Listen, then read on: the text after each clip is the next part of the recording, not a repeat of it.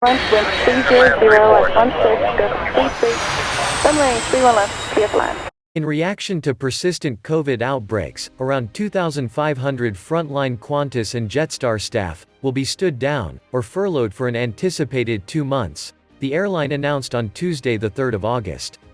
The grounding is a temporary solution to deal with a considerable decline in flying induced by COVID restrictions, particularly in Greater Sydney, and the resulting border closures in all other states and territories.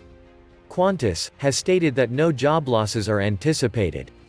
Because of the nature of airline networks, the judgment will have a direct impact on domestic pilots, cabin crew, and airport workers, mostly in New South Wales but also in other states. Employees will be given 2 weeks warning before the shutdown begins, with pay continuing until mid-August.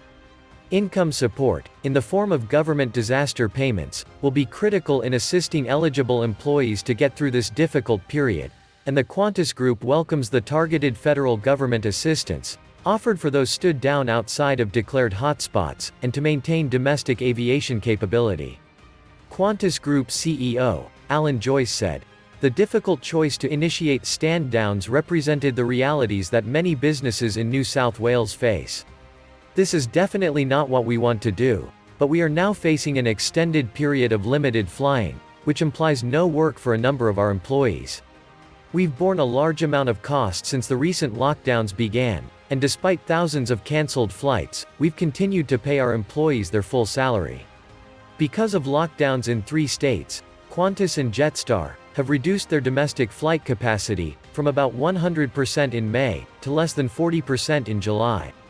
Hopefully, after additional states reopen to South Australia and Victoria in the next week or so, and the present outbreak in Brisbane is contained, our domestic flying will return to approximately 50 to 60% of normal levels, Joyce said. Based on current case counts, it is fair to expect Sydney's borders to remain closed for at least another 2 months. We know that after the outbreak is under control, it will take a few weeks before other states open up to New South Wales, and normal travel can resume. Fortunately, we know that once borders reopen, travel will be at the top of people's priorities, and flying will return fast, allowing us to bring our employees back to work.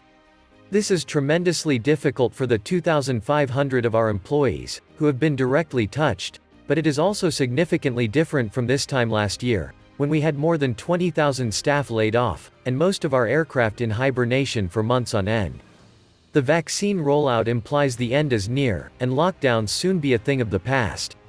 As more vaccination arrives, Australia just needs more people to pull up their sleeves. The issue of opening international boundaries remains a challenge.